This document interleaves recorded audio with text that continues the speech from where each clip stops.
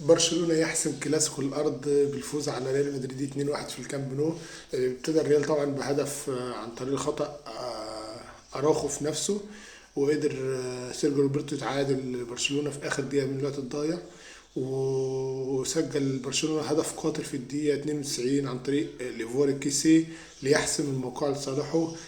كده برشلونة وسع الفارق مع ريال مدريد ل 12 نقطة، يعني في الصدارة برشلونة الأول، بعديه ريال مدريد ب 12 نقطة. وأعتقد إن بنسبة أكتر من 90% الدوري الأسباني السنة دي هيبقى لصالح برشلونة، اللي طبعا بيعاني من غيابات كتير ابرزها عثمان ديمبلي وبدري، اهم لاعبين يعني غايبين عنه. ولكن ريال مدريد قوي جدا على انديه اوروبا وفي الشامبيونز ليج، ولكن امام برشلونه برشلونه بيعرف يتعامل معاه. وكده تاني فوز على التوالي بعد ثلاثيه السوبر النهارده، برشلونه 2-1.